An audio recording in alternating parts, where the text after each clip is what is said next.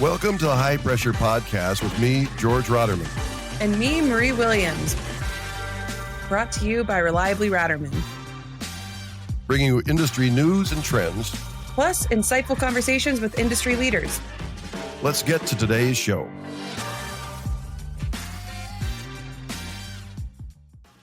Hello, everyone. Welcome to another episode of the High Pressure Podcast. Today, we are interviewing Tisha Rodgers with AOX Welding and Welding Supply. They recently just partnered with Meredith, so we're going to talk to her about what that experience has been like and her advice to independents around that. Additionally, AOX, before partnering with Meredith, partnered with 4 other companies and created their own ASU, which is pretty outstanding. So we're going to talk to her about the progress of that and where it's going, and what that means for potentially people at Meredith. I don't know. We'll see what she says on that. And then we're going to learn about Tisha and her story in the industry and advice to people within this industry and leaders and young professionals. I hope you enjoy this episode. Thanks.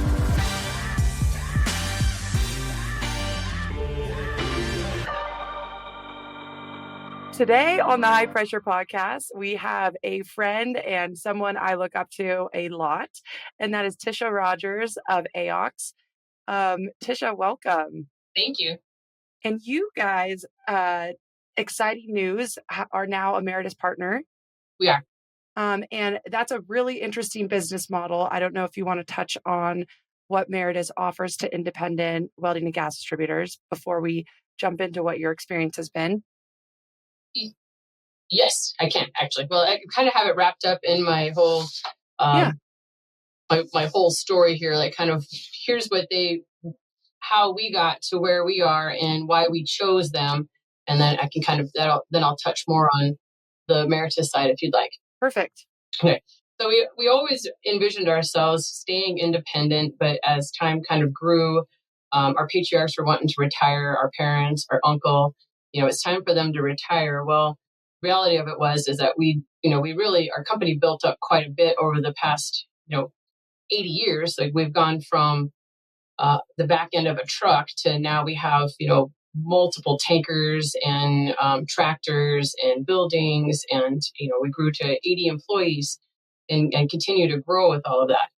So we kind of looked at everything and what it was going to take to get that from one generation to the next. Well, it just didn't look good at that point. It was just kind of one of those things that we were going to be passing down, more debt, and it would take us a long time to, pay our parents or, pay back all of anything that we needed to do. We knew we didn't want to sell to a major. So as we kind of looked around at stuff, we were familiar with Meredith a little bit. So they came in. They talked with us a little bit. We liked their model. It really ticked a lot of boxes for us, things that we were concerned about. We knew if we went with a major, they would start closing down stores. They would change our name. They would change our culture. We would become more of a corporate model per se, rather than we like the way we run right now. Like, most of our employees are really happy with the way that we run. We have a lot of opportunities and things that we can do that you normally wouldn't be able to do if you were under a major.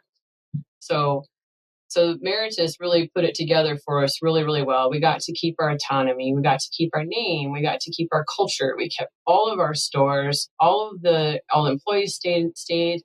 All the leadership stayed intact as well. So that was probably one of the bigger keys. We didn't scare anybody away, thankfully. Like, everybody really chose that wanted to stay with us and continue to work with AOX, and that was a great thing. And including A&B Welding Supply. That's going to be, that's been a namesake in the Rapid City, South Dakota area since I was born, really.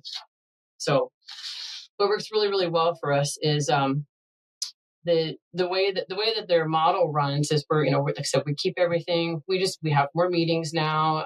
They really kind of fine-tuned our abilities and capabilities. They fine-tune, like, hey, you can do a little bit better with this, a little bit better with that. We talk about. We have really great high-level meetings that everyone is able to. Yeah. Yeah. And I was just at the Messer meeting, which Meredith is a partner of Messer, which is fabulous, and got to talk to a few other independents that have recently partnered with Meredith. And I was asking them how they're liking it, what their experience has been. And they said, really, the biggest difference is that there's just more reporting, like more receipts on what you're doing, which is fair. And they're like, we probably needed that anyways. But they said that, they now are backed by so much capital, they can keep growing and really invest in the business the way they want to. Right. And that's a fantastic opportunity there as well. Cause we're doing the same thing. We're growing so fast and it was really hard to keep up with that capital wise. And now we have this really fantastic backing and really we just sit down and we kind of go through what the model looks like. What's the ROI? Is this a good investment? Is this the direction we want to go? And they're really good about sitting down with us and making those models work and say, yeah, let's move this way. Let's move that way. Or if we find, if there's another company out there that comes to us and they want to get into the fold, it's really easy to do and it works out. It's just a great overall model and it kind of has a nice sigh of relief. Amazing. The one thing I do really, really like about it is, that we were able to actually invest back in with the Meredith family as well. So instead of just, buying, it's actually a partnership. It's not they don't own AOX per se. We are partners, and that's what we really like to focus on. Yeah, that makes it really, because I know, you've been at, and you're also very involved in the industry buying groups and the GATA meetings and all the above. And constantly the buzz is like, oh no, we need to keep independence and keep them strong. I mean, majors are also a big customer of Ratterman, so no knock on the majors there, but there is something special about independent gas distributors.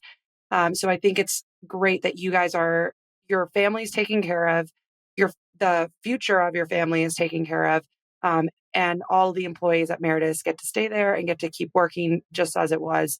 All the employees at AOX get to stay there and continue working just as it was. And something that's special about AOX is you all are okay to take a different avenue and think big.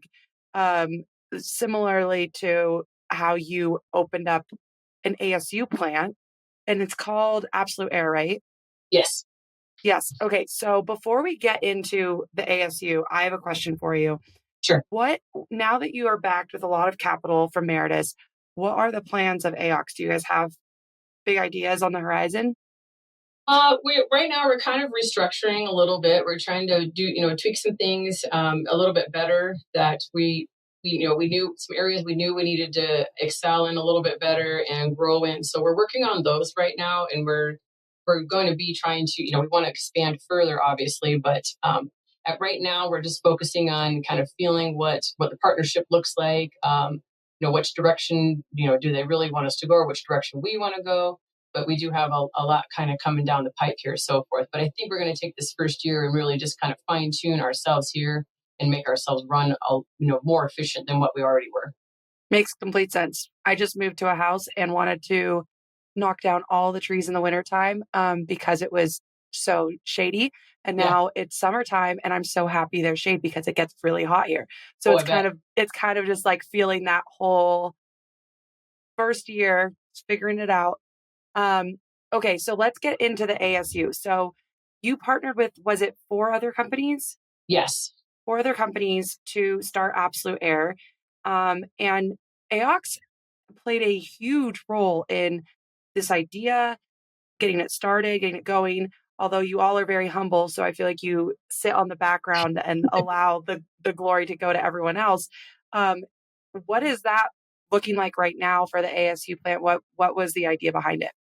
So for kind of as soon as my dad moved over here, my family actually moved over here to Sioux Falls, South Dakota in 2004. And kind of from the beginning, my dad just really didn't like the way that the model went. Like if we had to buy from a major, if something kind of went wrong, or they didn't have anything, something for us, like we'd have to switch on a dime, and like, oh, we have to drive a 2 days drive to get our product instead of a 1 day drive, or that sort of thing. So he really kind of wanted to get it to where we were very self-sufficient.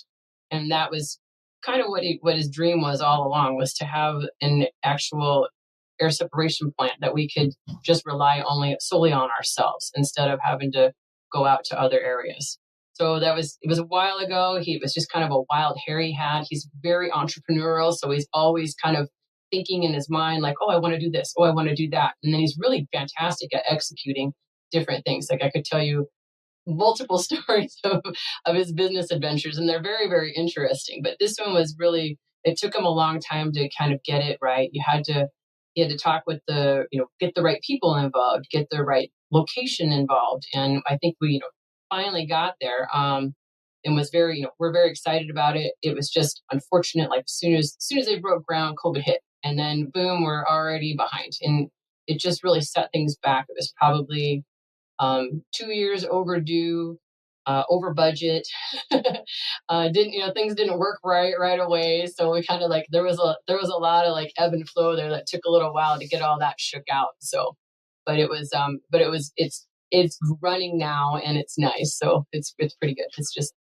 It was a long process to get to it. Yeah. So are you, especially like being backed with Meredith and all the other Meredith partners, are there plans to allow them access to the ASU as well? Or are you just keeping that within the partners that started it up? I don't know right now. I actually, at this point, I'm not sure what that looks like, but I don't imagine anybody would turn down any business. You know what I mean? But I can't say, I can't really speak to that as well. But I would imagine if somebody wanted to go buy from there, they surely could. Yeah, absolutely. No one's going to turn away business, but yeah.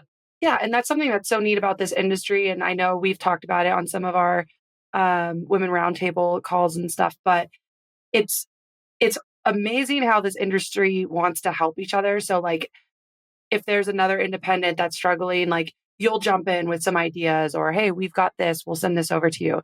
I think that's really neat. So congratulations on that. I know that was a lot to get started. Yeah. So congratulations to everyone. Okay. So I want to ask you this question. It's going to be off the cuff here, but I think one thing that's valuable about this industry is similar to what I just said of people willing to help one another, is at the same time, people like companies, gas distributors love to go and visit other gas distributorships just to see their best practices and how they're doing things. Mm-hmm. And it's funny because in every area, in every region of the United States, there's like a little bit of a different focus group, right? Like I know you guys do a lot with building bridges. And you took me to go see like one of the largest, was it trailer manufacturers? Oh yeah. Mm-hmm. Yeah, really neat stuff. But at AOX, what do you think is your, what do you think that you do really, really well? That's kind of your expertise at AOX. Boy, I'd like to say we're pretty good at a lot without sounding like really, really you conceited. are. I know that. But if you were to think of like, one or two things that AOX is an expert at, or you best practice of this industry, maybe. So we're really good at placing bulk in the area. Like we have a lot of manufacturers that they'll build brand new buildings and so forth because their other ones outdated.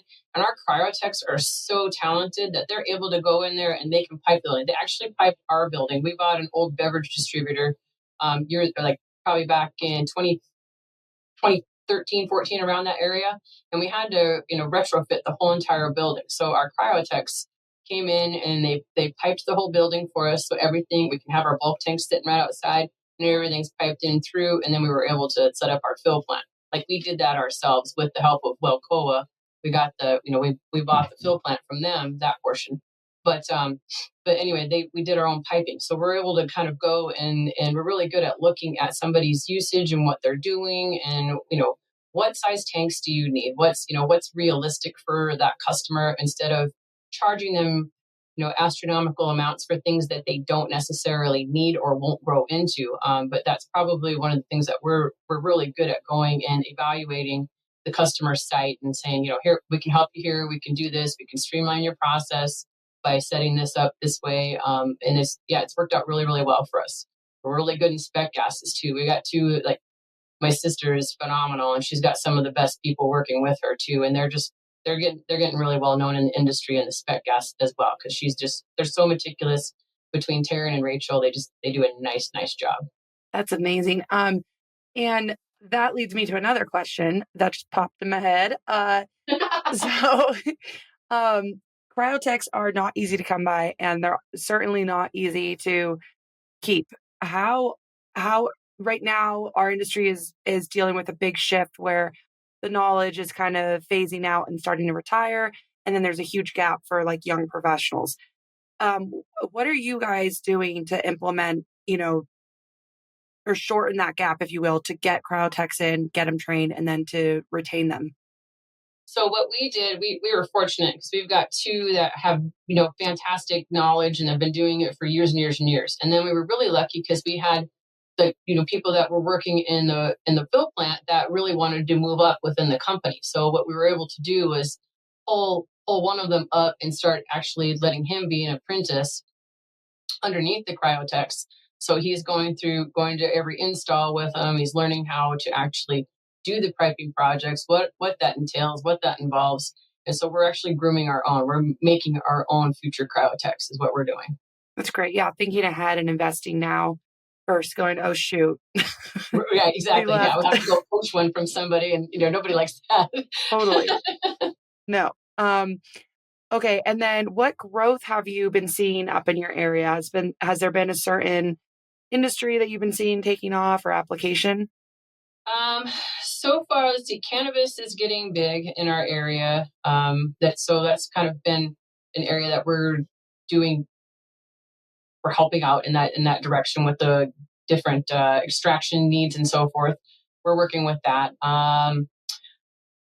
We're always really big in agriculture around here, and like you said, like the trailer manufacturers. Medical is still huge here. We still have our hospitals are large, and they just keep putting up more and more hospitals everywhere. And because honestly, the Sioux Falls, South Dakota is growing like crazy.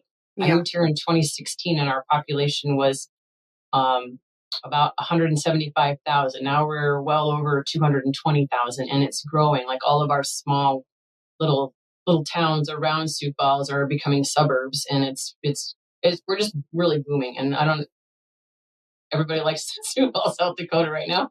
Yeah, I mean, when I visited, it was so cute. There was a really big heat wave, but it was adorable. Yeah. I would. Yeah. I And would now live we there. came this week. It's really, really cold right now. Not cold, but it's cooler. And we're like, what the heck? We're supposed to have 4th of July next week, and it's not that warm at the moment. Yeah, you need shorts and t-shirt weather. Oh, Well, actually, the cobot industry is starting to become really big too. So cobots, where people like there's such a need for welders, and we don't have welders anymore. Like no one's really going into that industry as much, or they don't want to spend the time doing the same little tack weld over and over and over again. So a lot of our customers are investing in cobots and actually using those to replace that one person that has to stand there on the assembly line and do that one specific tack weld. And they seem to be getting a really great return on investment. They're not, a cobot it's not sick. It can run constantly, that sort of thing. So that's good for those customers that have those little, onesie twosie, like assembly line projects are fantastic for it. And the cobots are really, really easy to actually program. So that's another really great side that we're getting into as well. that's great. And so when you talk about the programming, does somebody still need to be there to make sure that the cobot's doing what it needs to be doing? Usually they can kind of program it and then watch it get started, and once it's started, it just goes. Wow. So and like I said, it's just as easy as taking the arm and kind of tracing where you want it to weld, and then you tell it, what you want it to do, and it goes, just does a great job. We have our welder repair technician is a fantastic cobot operator too. He's really passionate about it. So he knows like all of these things about it. And it's fun to watch him talk with the customers and so forth and show them how that works. And it's just been a really nice opportunity. Oh, that's great. Okay, so this is a question I've always had, but have been too embarrassed to ask, so I'm going to ask it. Every time I visit customers like gas and welding supply companies, you always have a pulse on what's going on, what's coming next. Oh, I got to get it on this account. And I'm just like always confused how that's even possible to like know that all these new technologies are coming in, or I shouldn't even say technologies, all these new applications are coming in. how does AOX go get that new business, or like know ahead of time that that business is coming and going to get it? Is that too vague of a question? No, well, I think like we have to listen to the customer and like what are they missing. So that's kind of why the cobot came about, because it was filling that niche that we're missing. We're down hundreds of thousands of welders, like all of that tribal knowledge and the people that know welding really really well. Those guys are retiring, and people aren't moving into that realm because it hasn't been seen as a desirable job. Oh, you have to go get a college degree now, and you can't make a good living, but that's not necessarily true. This trade industry they're being left wide open, where we could just, if we could get people, excited again about being welders and so forth. And I kind of think it's getting there. It's getting to that point where people are getting excited about trade industries again, because everybody's tired of having humongous college debt and everything else, where you can go into a trade industry and be debt free in no time and make a really, really good living and make yourself, move yourself up in the industry. So I think that's one thing. But again, like I said, we really have to listen to the customers and kind of what their needs are. And sometimes we miss it all together. We're like, oh, we didn't even think about that. But the big thing is like, a lot of times they call us with a problem, and then that's how we figure it out. A lot of times they're like, oh, we're using, so many gas packs. How do we not use this many gas packs? Well, let's look at a bulk tank, so that's where that kind of process comes from. We just have to kind of listen to our customers and go with what they want. And it seems to work. Yeah, that's great. I think listening to your customers, but you're listening with an intention to provide a solution. Like you're listening, you're not just listening to shove things down their throat of, oh, you have this, have that. It's you're listening for problems to create a solution, which is what I think after visiting AOX really sets you all apart. So it's an amazing company that you have. Okay, so let's dive into you. I know you probably don't want to talk about yourself, but we're going to talk about you. Okay. So are you fourth generation or third? Fourth, right? Because your grandpa and okay, so and great grandpa, great grandfather. yeah. 80, and we are on our 80th year this year, so that was exciting to us. Oh my gosh, congratulations! Yeah. Okay, so how did you get started? I know that it's in the family, but how did you get started in this industry? Because it's actually a pretty unique story. Yeah, I'm not kind of the traditional kid that went into the welding industry with the family. It was kind of I grew up in Rapid City, South Dakota, and my grandfather had A&B welding out there, and my parents weren't actually even involved in A&B at the time when I graduated high school. They were doing their own thing. So I went in the Navy right after high school and just kind of hung out. I liked it. Like originally I was just going to go and get the college money and go to college after 4 years, but I really liked it. It was just a ton of fun. I got to do, I got to see the world, and I flew around in airplanes all the time, and I, fixed electronic equipment. So it was fun. I did different things day to day. But I retired in 2012, and at the time my husband still had 4 years left in the Navy before he could retire. So that would have put him at his 20-year mark as well. So I chose to kind of do my college education during that time while waiting for him to get done. Well, then as time got closer for his retirement, we're like, well, where do we want to live? And we'd been in Florida for about 15 years. And we were sitting there kind of trying to figure out, like, well, we wanted to live by family. He's from Southeast Texas. And at that time, my family was over here in Sioux Falls, South Dakota. They'd moved over by that time. And my dad, my mom and dad had bought my grandfather and great uncle out of their shares in AOX and A&B. So it was kind of a natural progression for them. But they were growing really, really quickly. And they kind of, in their purchasing part, like there's, we have 7 locations now and that sort of thing. And things were getting really, really, really busy. And they had one person doing all their purchasing at that time. And they said, well, if you want to come work in the family business, this is where you could work. So we decided, kind of went, do we want to live in Southeast Texas and be incredibly hot and humid? And we'd already been in Jacksonville, Florida for 15 years, and it's very hot and very humid. And we decided we just don't want to do that anymore. So let's go be by family in South Dakota. And it was really a great opportunity. So I was able to come in, and Nick kind of took me under his wing and showed me, like, my first week I started, we did inventory that weekend, and I had no clue what I was looking at. So, but it was just kind of funny. So I'm wandering around, what's this, trying to do counts on things and everything else. But But anyway, but he really took me under his wing and kind of, showed me the ropes and how to do this purchasing process that we do. And so it's kind of fun to see where it's evolved. Like I started off, didn't really know anybody in the industry. I didn't really know parts and pieces and so forth. And as things just kind of kept progressing, I kept learning and kind of studying up more here and there, talking to reps, talking to customers, talking to other store people. Like the guys were really good about teaching me things. Oh, Tisha, come here. Let me show you how to weld this. Let me show you how to do this, or let me show you how to do that. So that was a really key piece for me too. It was just fun to absorb all of that new knowledge. I had to kind of toss away all of my Navy knowledge, which was fine, and like bring in some new knowledge. So I'm like, okay, we got to get rid of this, and we're going to add this now. But it's been really, really fun. And we got involved with the IWDC, and they've been really good to us. That's been a nice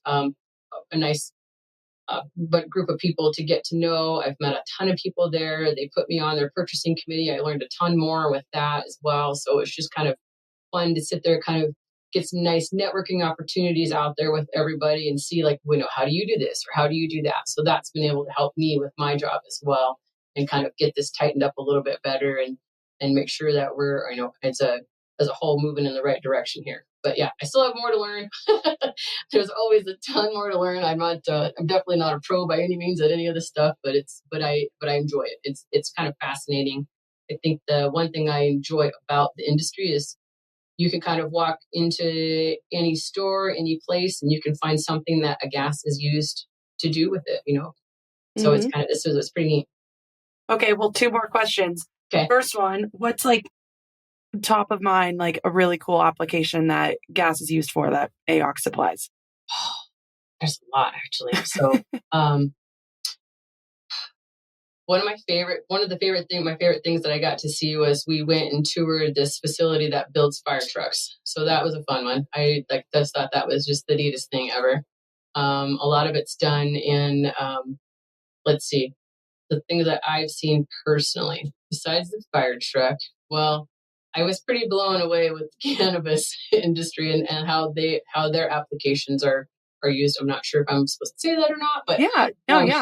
Oh, well, yeah. But I don't know. But anyway, I thought that was really interesting. I was surprised at how much actually went into that whole process, and just kind of, it sort of takes away that whole stigma that's around it when you actually see how it's done. I think that's pretty neat.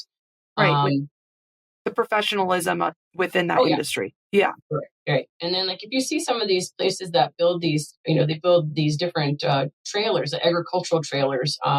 It's just neat to see like this block starts at one end and as it moves all the way through the facility, which could be almost a mile long, it just moves through the facility. And by the time it comes out at the other end, it's a giant cattle trailer. And it's that's just a really cool thing to see as well. Have you seen an uptick with that, with like the what are they calling it, like onshoring of, with the tariffs of manufacturing outside of the United States? Have you seen like an uptick of manufacturing in your area? I would say yes, because it's we kind of already had a lot of manufacturing here, but I think our taxes lend well to people that want to bring their companies here. So it's kind of booming around here with that sort of thing. Oh, that's great. Yeah. And then my last question for you, what would be your advice to, you can pick a leader or young professional or women of the industry, or for ever, you can, you want to give advice to every person you can, but okay. I'm like, wait, what's my question? Okay. Yeah. Don't be afraid to try new things. I think that's probably the biggest thing. I got a little bit caught up. Like, I retired from the military, and you come out of there and you're like, oh, I did this 20 years. And you kind of had all these accolades and you were, you're top dog in your field and that sort of thing. And then I came into a completely new industry and I didn't know anything about it. So everybody kind of knew that, and you kind of get treated that way too. Oh, you don't know anything. But don't be afraid to just jump in, dig in and learn the new processes, learn how people do things. And if you have things to offer that'll change it, like, don't accept that whole, that's just the way we've always done it. Things don't get better if we keep doing it the way we've always done it. We need to move ahead and push forward and find new ways to do it better and more efficient. I love that. I just stepped into a new role at Ratterman, so that was great advice for me. So thank Oh, you. nice. And just because I don't think I've ever asked you, what did you do in the Navy?